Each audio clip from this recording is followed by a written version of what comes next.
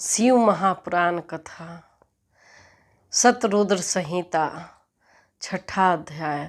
जो भी कथा सुनते हैं प्रेम से ओम नमः शिवाय आशीर्वाद प्राप्त करने हेतु जरूर लिखे और जितना हो सके घर में आप लोग शिव महापुराण कथा सुने। सुनने मात्र से दुख दर्द दूर हो जाएगा।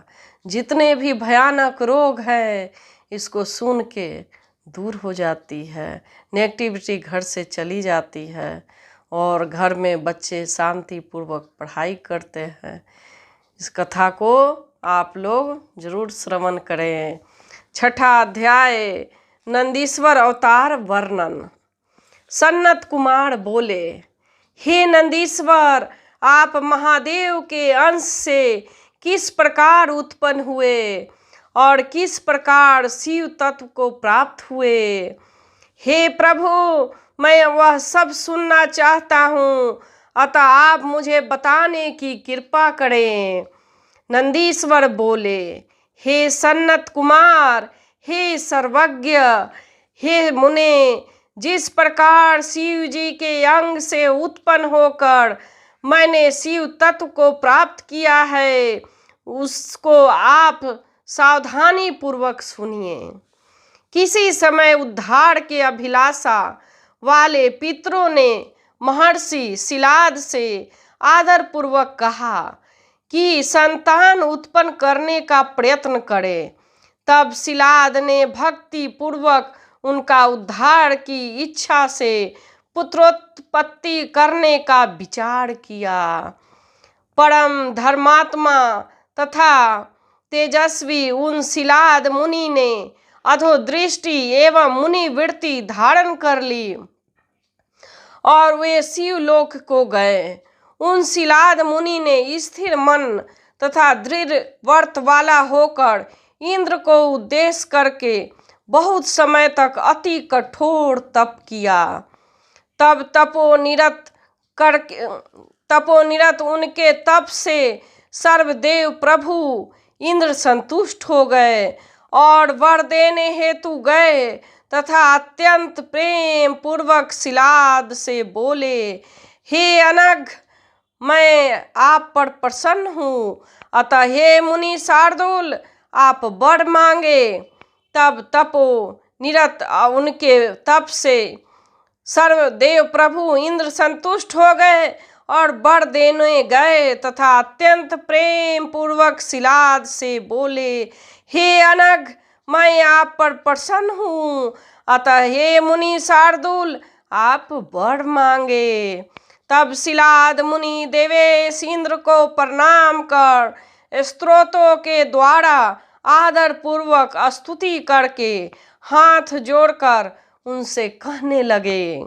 शिलाद बोले, हे इंद्र, हे सुरेशान, हे प्रभु, यदि आप मुझ पर प्रसन्न हैं तो मैं आपसे अयोनिज अमर तथा उत्तम व्रत वाले पुत्र की कामना करता हूँ।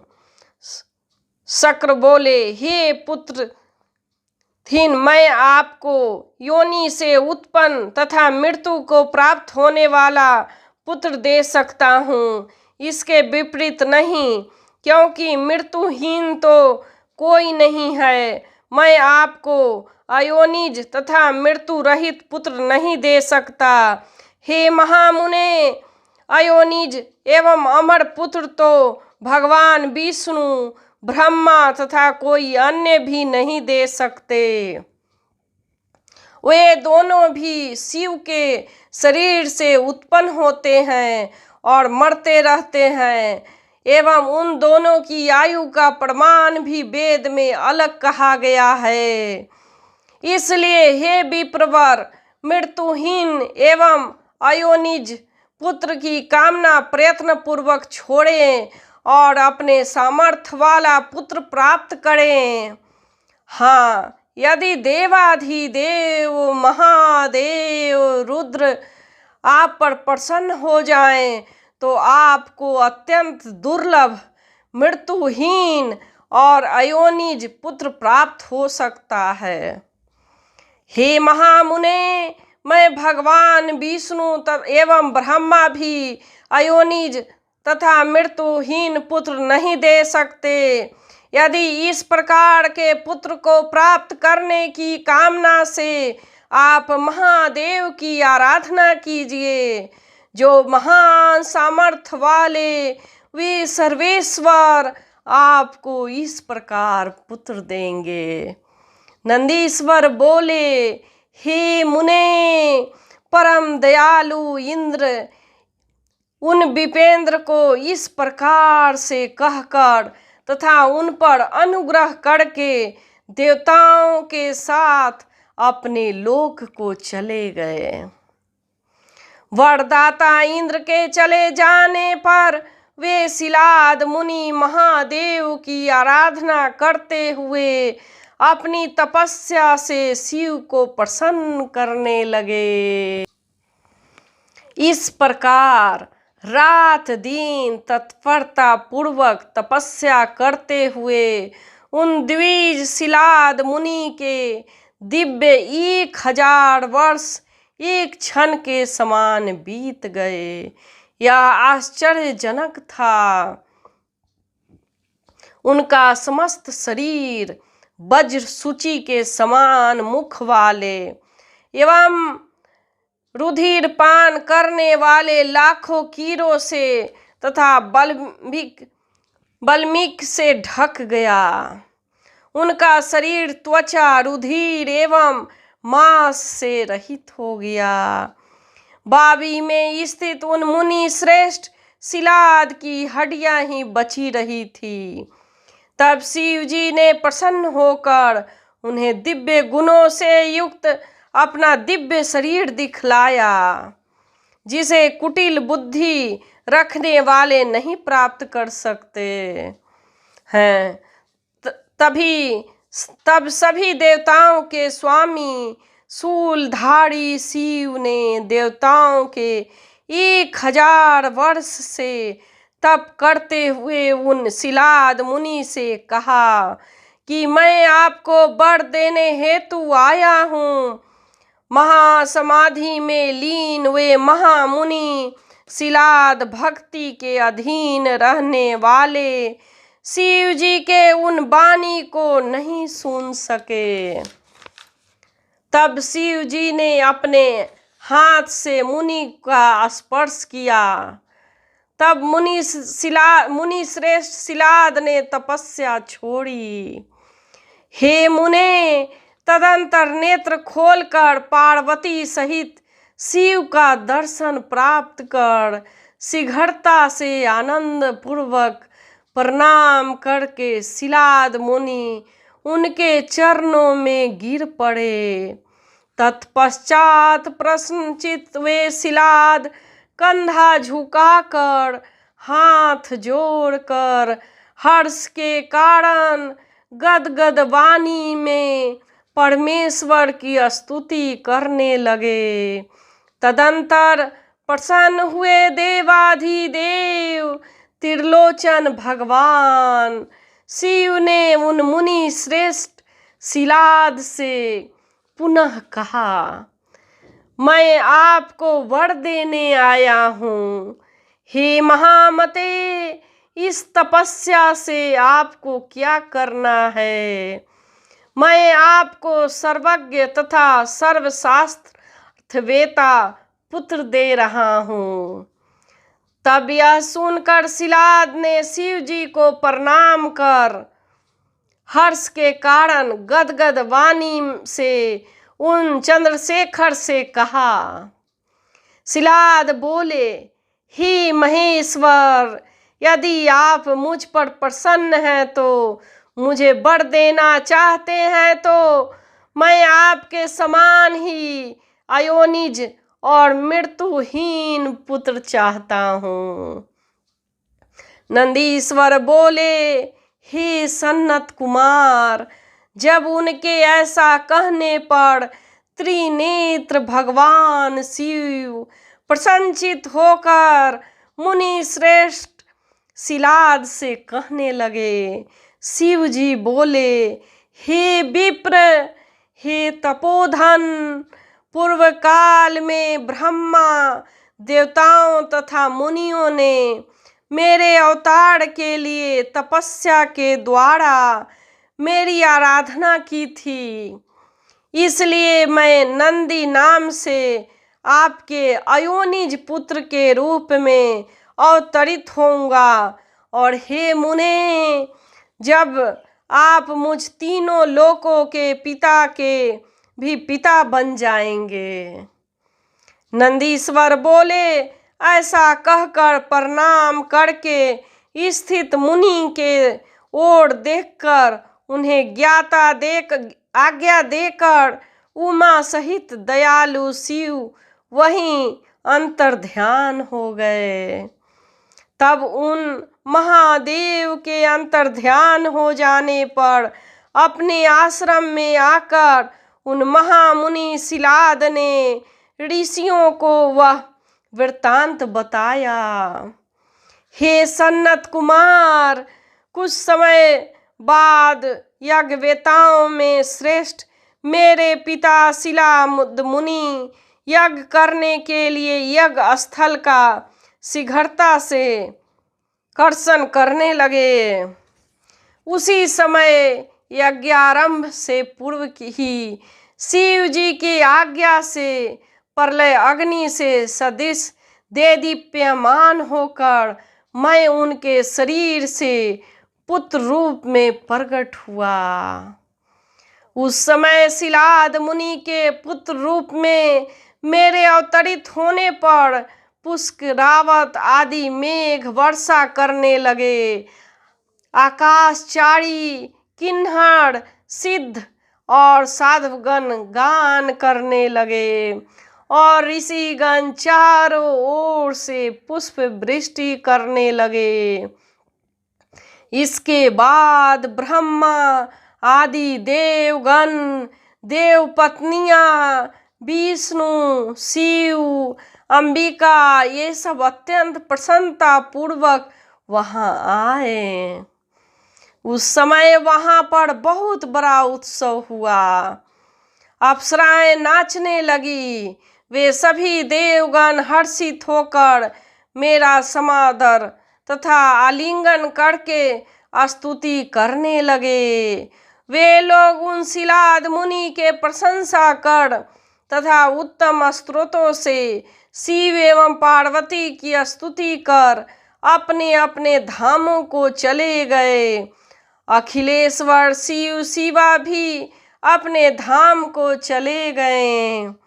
महर्षि शिलाद भी प्रलय कालीन सूर्य और अग्नि के समान कांतिमान 3 नेत्रों से युक्त 4 भुजा वाले जटा मुकुटधारी त्रिशूल आदि शस्त्र धारण करने वाले देदीप्यमान रुद्र के समान रूप वाले तथा सब प्रकार के प्रणम्य मुझ नंदीश्वर को बालक के रूप में देखकर परम आनंद से परिपूर्ण होकर प्रेम पूर्वक प्रणाम करने लगे।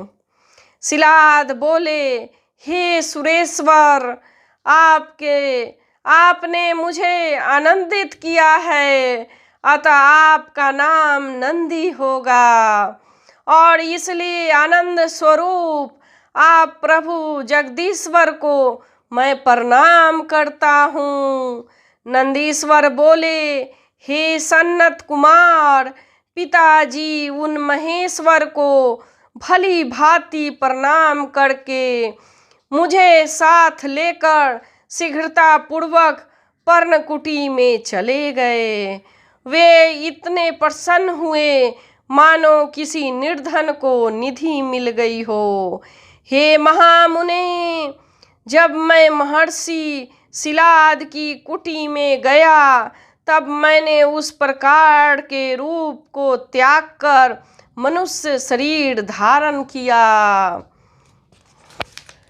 तदंतर मुझे मनुष्य शरीर धारण किया हुआ देखकर लोक पूजित मेरे पिता अपने कुटुंबियों सहित दुखी होकर विलाप करने लगे। सालंकाय मुनि ने पुत्र वत्सल शिलाद ने मेरा समस्त जात कर्मादि संस्कार संपादित किया। 5वें वर्ष में मेरे पिताजी ने मुझे संगोपांग वेदों तथा संपूर्ण शास्त्रों का भी अध्ययन कराया। 7वें वर्ष के संपूर्ण होने पर मित्र और वरुण नाम वाले 2 मुनि शिव जी की आज्ञा से मुझे देखने के लिए उनके आश्रम आए। उन मुनि शिलाद के द्वारा सत्कृत होकर सुखपूर्वक बैठे हुए दोनों महात्मा महामुनि मुझे बार बार देखकर कहने लगे। मित्र और वरुण बोले, हे तात, आपके पुत्र नंदी जैसा संपूर्ण शास्त्रों में पारंगत मुझे अभी तक कोई दिखाई या सुनाई नहीं पड़ा, किंतु दुख है कि यह अल्प आयु है। अब इस वर्ष से अधिक इसकी आयु हम लोग देख नहीं पा रहे हैं। उन विप्रों से ऐसा कहने पर पुत्र वत्सल शिलाद उसका आलिंगन कर दुख से व्याकुल होकर ऊंचे स्वर में अत्यधिक विलाप करने लगे। तदंतर मृतक के समान गिरे हुए पिता एवं पितामह को देखकर वह बालक शिव के चरण कमल का ध्यान कर प्रसन्नचित होकर कहने लगा, हे तात, आप किस दुख से दुखी होकर कांपते हुए रो रहे हैं? आपको यह दुख कहाँ से उत्पन्न हुआ? मैं उसकी यथार्थ रूप से जानना चाहता हूँ। पिता बोले, हे पुत्र, तुम्हारी अल्पावस्था में मृत्यु के दुख से मैं अत्यधिक दुखी हूँ। मेरे दुख को कौन दूर करेगा? मैं उसकी शरण में जाऊं।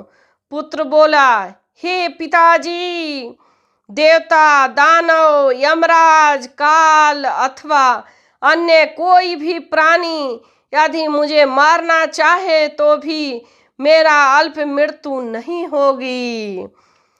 या आप दुखी न हो।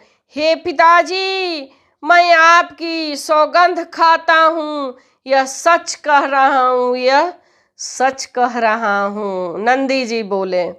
पिता बोले, हे पुत्र, यह कौन सा तप है? ज्ञान है अथवा योग है, या कौन तुम्हारा प्रभु है जिससे तुम मेरे इस दारुण दुख को दूर करोगे?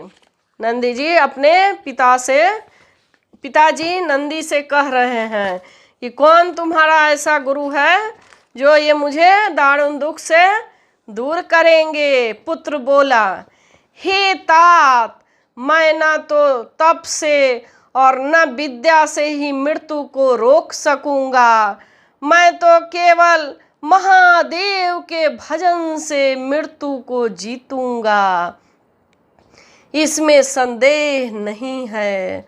नंदीश्वर बोले, हे मुने, ऐसा कहकर मैं सिर झुकाकर पिता के चरणों में प्रणाम कर उनकी प्रदक्षिणा करके उत्तम वन की ओर चल गया।